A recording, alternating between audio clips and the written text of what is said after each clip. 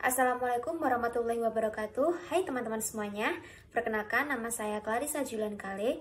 Di sini saya bersama dengan satu teman kelompok saya, yaitu Chania Ratu Riana Putri, akan menjelaskan dan juga mempraktekkan terkait dengan salah satu model pembelajaran, yaitu Number Head Together. Nah, sebelum masuk ke dalam materi yang lebih lanjut, kita harus tahu dulu apa sih itu model pembelajaran Number Head Together.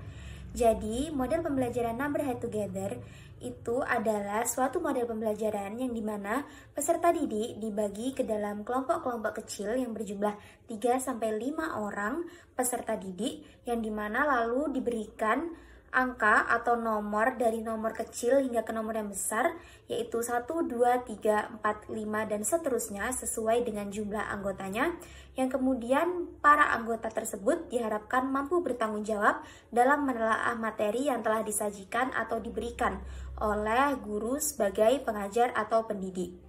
Nah, Number Head Together ini juga merupakan suatu model pembelajaran yang dapat memberikan kesempatan kepada setiap siswa mampu memberikan ide atau gagasan mereka ke dalam diskusi kelompok, yang kemudian mereka juga harus menentukan mana jawaban yang paling tepat untuk soal atau materi yang diberikan. Sehingga di sini peserta didik akan aktif untuk berpendapat dan juga menganalisis suatu materi pembelajaran, dan juga di sini untuk melatih interaksi sosial antar peserta didik itu sendiri. Yang selanjutnya yaitu langkah-langkah. Langkah pertama yaitu siswa akan dibagi ke dalam kelompok. Jadi di setiap siswa dalam kelompok tersebut maka akan mendapatkan nomor. Jadi di dalam video praktek kami, nomor tersebut kami variasikan menjadi nama-nama negara ASEAN. Yang kedua, guru memberikan tugas di setiap kelompok yang harus dikerjakan. Yang ketiga, kelompok tersebut harus mendiskusikan tugas yang sudah didapatkan dari guru. Yang keempat, guru memanggil salah satu nama negara, yang dimana nama negara tersebut akan melaporkan dan juga mempresentasikan dari hasil diskusi kelompok.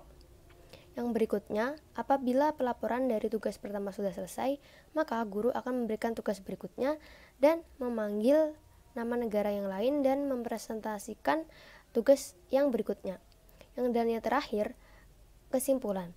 Kesimpulan tersebut disampaikan oleh salah satu siswa, yang dimana kesimpulan tersebut berisi dari semua materi yang sudah dibahas dalam pertemuan tersebut. Yang selanjutnya yaitu apa sih kelebihan dari model pembelajaran Number Head Together? Yang pertama yaitu setiap murid menjadi siap.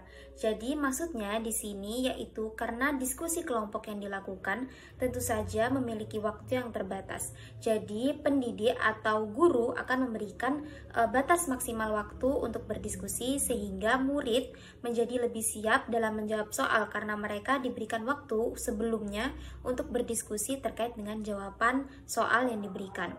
Yang kedua yaitu dapat melakukan diskusi dengan sungguh-sungguh.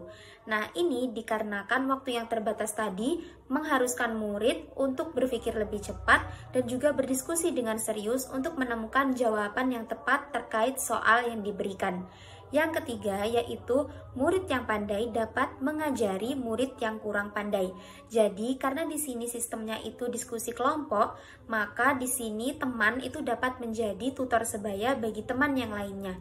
Nah, di sini di saat proses berdiskusi tadi akan terjadi proses saling mengajari antara satu peserta didik dengan peserta didik yang lain, sehingga peserta didik yang satu mungkin paham dan yang satunya itu mungkin tidak. Jadi mereka bisa saling bertukar informasi ataupun pendapat, sehingga yang pandai akan mengajari yang kurang pandai. Lalu yang keempat yaitu terjadi interaksi secara intens antar siswa dalam menjawab soal.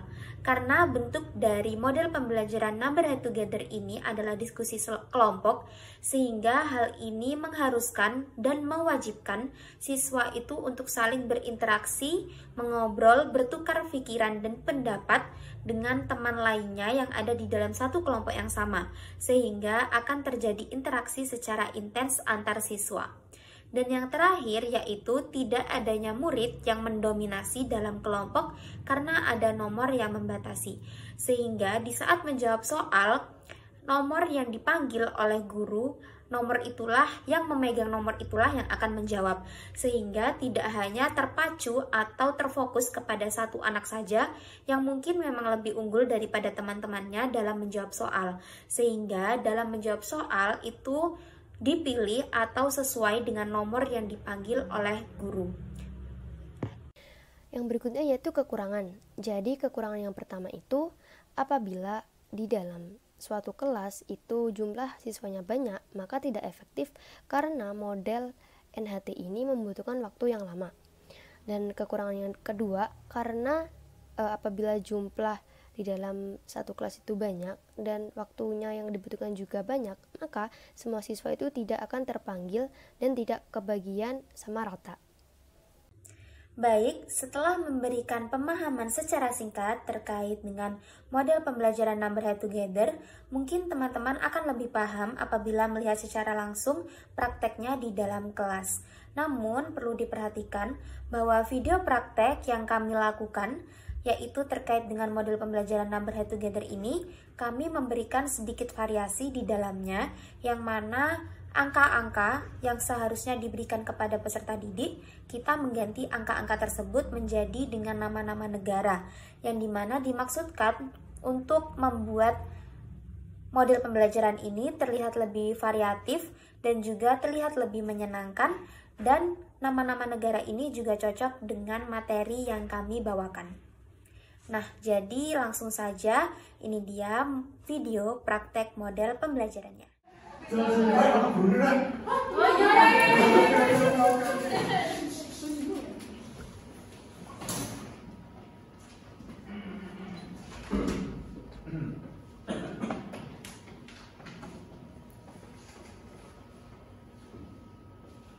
Assalamualaikum warahmatullahi wabarakatuh. Waalaikumsalam warahmatullahi wabarakatuh. Selamat pagi anak-anak. Pagi, Bu. Ayo berdiri dulu, dicek kerapiannya. Berdiri dulu ya. Udah rapi semua? Sudah, Bu. Oke, kalau sudah silakan duduk. Ini yang dari ketua kelasnya siapa? Saya. Oke, bisa dipimpin untuk berdoa. Baik, sebelum mulai pelajaran, marilah kita berdoa menurut keyakinannya masing-masing. Berdoa mulai.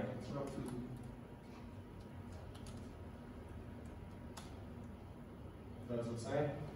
Terima kasih Ape. Hari ini ada yang nggak masuk? Nggak ada. Nggak ada, Bu. Ini. Oke, jadi di sini kalian semalam udah baca bukunya apa belum? Buku yang mana? Yang minggu kemarin itu loh, kan kemarin ibu udah bilang kalau di rumah tuh kita harus baca buku dulu sebelum pelajaran minggu depan. Tapi ada yang baca kan ya? Ada. Oke, kalau ada yang baca, ini ada yang tahu lagu apa? ASEAN. ASEAN itu sebenarnya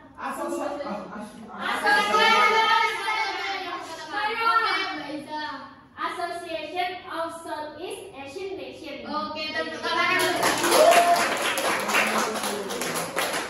Oke, jadi benar ya, Association of Southeast Asian Nation. Oke, ASEAN itu terdiri dari apa aja sih negaranya? Ada Brunei Darussalam, Kamboja, Indonesia, Laos, Malaysia, Myanmar, Filipina, Singapura, Thailand, Vietnam. Oke, Alve tahu karena nyontek PPT. Enggak, Bu.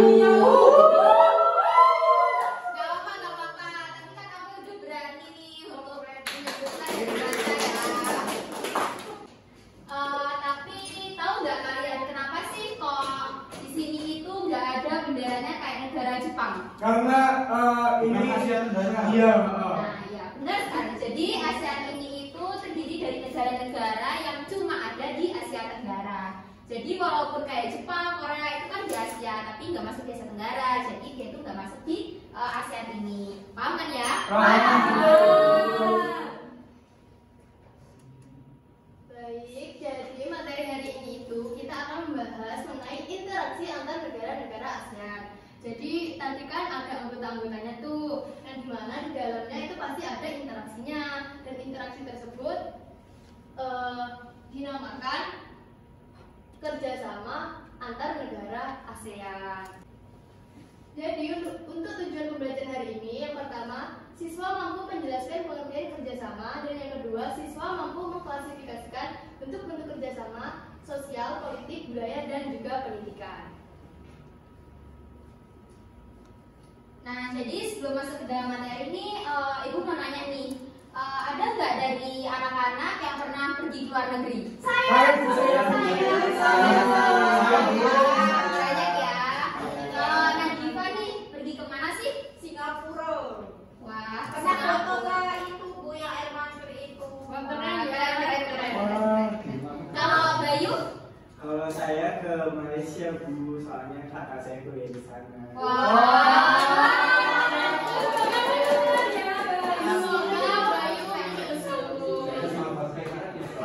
Hafe nih kemana sih? Ke Timor Leste. Wah, ke Timor Leste. Kenapa Timor Leste? Ada saudara di sana. Jauh ya saudaranya tinggalnya di Timor Leste. Iya. Saudara. Nah, jadi hari ini kita itu bakal mulai pembelajaran itu dengan membentuk kelompok ya. Tapi hari ini itu nggak usah terlalu takut karena pembelajaran hari ini kita itu kayak main game aja, oke?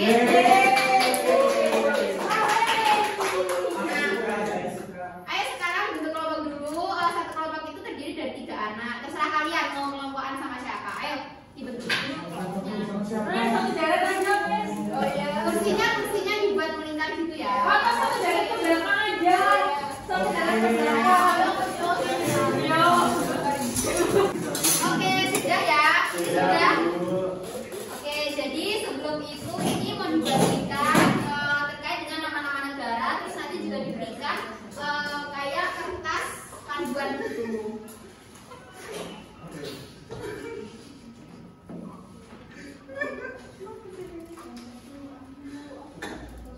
Ini ya. Nanti dipakai di kepala.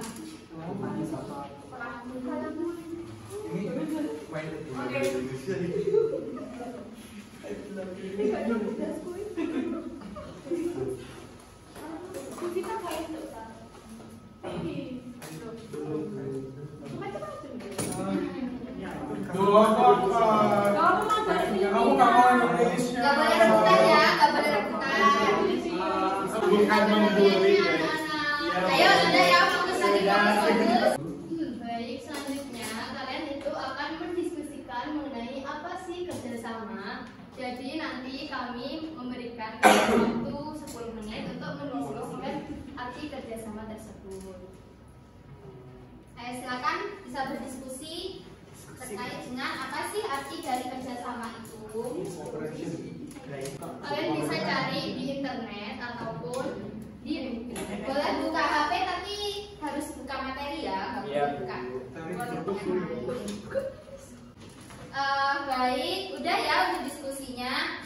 Nah, oke, jadi untuk soal pertama ini Ibu minta yang memegang negara Indonesia boleh maju ke depan untuk mewakili kelompoknya. Ayo yang dapat Indonesia maju ke depan. Jadi ini udah ada peraturan kelompok. Jadi kalian nanti bisa menyampaikan apa itu kerjasama berdasarkan dari hasil diskusi kelompok ya. Yang pertama dari Mbak Nadifa dulu. Baik, saya akan menjelaskan arti kerjasama. Nah, kerjasama menurut kelompok kami yaitu usaha dari sekelompok orang atau seseorang yang berkumpul untuk mencapai tujuan bersama. Baik, terima kasih. Tepuk tangan dulu buat Mbak Nadifa. Selanjutnya Mas Arya bisa menyampaikan dari hasil kelompoknya. Jadi kerjasama menurut kelompok saya itu adalah usaha saling membantu di antara masing-masing individu yang kemudian menjadi satu kesatuan atau bisa disebut menjadi kelompok, dan di dalamnya terdapat sebuah visi misi yang jelas seperti itu. Baik, tepuk tangan buat Mas Arya. Yang selanjutnya Mbak Iza bisa menyampaikan dari hasil diskusi kelompoknya. Ya, sama kayak punya Nadifa dan juga Satya.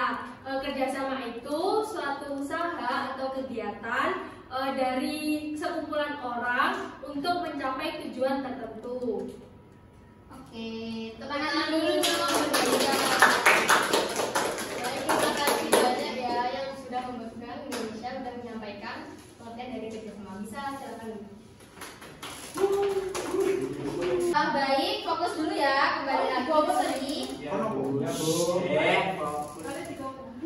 Nah, selanjutnya itu ada pertanyaan kedua. Apa saja sih bentuk kerjasama di bidang pendidikan? Karena kita kan lagi ada di lingkungan sekolah nih. Nah, bentuk kerjasama di lingkungan sekolah di bidang pendidikan itu seperti apa ya? Jadi kalian bisa berdiskusi lagi seperti tadi. Ibu akan kasih waktu 10 menit untuk berdiskusi dengan kelompoknya. Silakan berdiskusi. Boleh siapnya dari HP. Baik, fokus lagi ya. Udah jadi sekarang tadi kan udah Indonesia nih. Jadi sekarang ibu minta buat yang megang Malaysia. Jangan maju. Malaysia.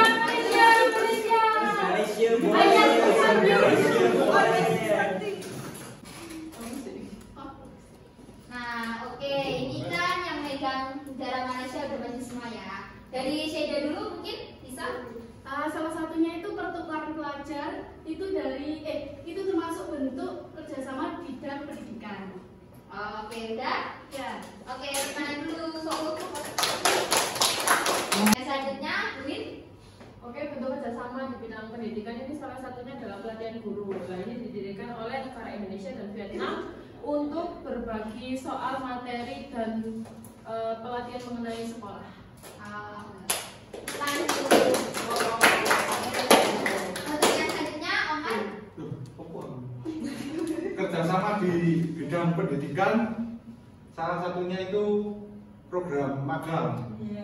Magang ini kalau sekarang mahasiswa Thailand magang di salah satu kampus di Solo. Itu bentuk kerjasama dari Indonesia dan Thailand di bidang pendidikan. Jawabannya sangat luas ya. Baik. Keren-keren banget nih jawabannya. Jadi terima kasih ya udah berani maju dan menjawab. Boleh kembali ke tempat itu. Baik, selanjutnya anak-anak, selain dari kerjasama di bidang pendidikan, juga ada kerjasama di bidang sosial dan budaya. Jadi nanti anak-anak mencari dulu ya untuk kerjasama di sosial dan budaya itu apa saja. Nanti diberi waktu 10 menit. Mulai dari sekarang. Silahkan mencari. Oke, waktunya udah habis. Tadi kan udah Indonesia sama Malaysia nih. Jadi selanjutnya yaitu Filipina. Yang mendapatkan Filipina silakan maju ke depan. Aduh udah, Omar kan sudah. Ayah Susanti.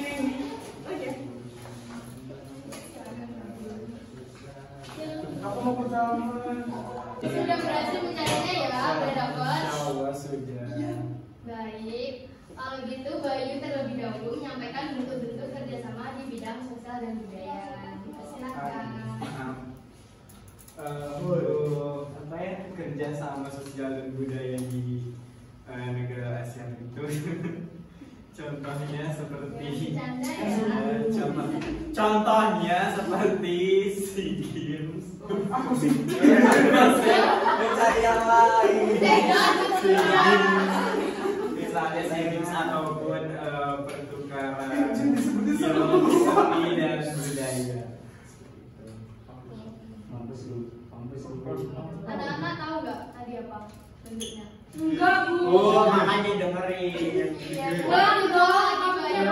Kerjasama bentuk sosial dan budaya di ASEAN itu contohnya seperti SEA Games, kemudian juga pertukaran film dan juga apa sih? Seni budaya pokoknya itu. Gitu guys. Tepuk tangan dulu buat. Selanjutnya apa yang bisa disampaikan? Untuk kesepakatan bersama di bidang pariwisata. Sudah. Jadi bentuk kerjasamanya di pariwisata ya tadi. Oke, tepuk tangan dulu buat Mas. Baik, selanjutnya Mbak Devita bisa menyampaikan dari hasil diskusinya. Silakan. Jadi bentuk-bentuk kerjasama sosial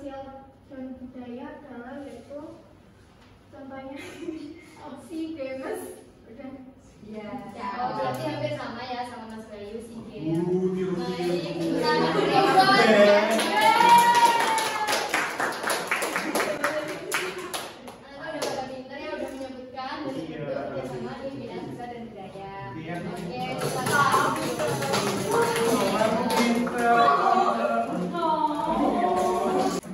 Terus yang terakhir nih, ini itu terkait bentuk-bentuk kerjasama di bidang politik dan keamanan. Mungkin anak-anak itu masih agak asing ya kalau sama politik dan keamanan, jadi biar dijelaskan.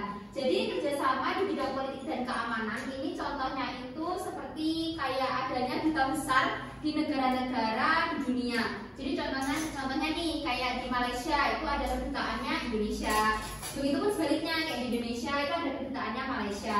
Nah, kedutaan ini itu fungsinya apa sih? Jadi mereka itu kayak menjadi penghubung antara kerjasama yang akan dilakukan oleh kedua negara ini. Nah, lalu juga dengan adanya ASEAN ini sendiri itu mereka itu menjadi tempat sebagai bentuk kerjasama di bidang politik dan keamanan. Jadi kayak negara-negara di ASEAN yang tadi udah kita disebutkan oleh Alve tadi ya, yang bendera-bendera, itu mereka itu saling bekerja sama untuk memberi keamanan antara satu sama lain di negara-negaranya, karena negara-negara ASEAN ini kan bertetangga ya, jadi mereka itu berdekatan. Jadi dalam bidang keamanan mereka itu saling melindungi satu sama lain gitu. Apakah ada yang ditanyakan? Tidak. Semuanya udah paham semua ya?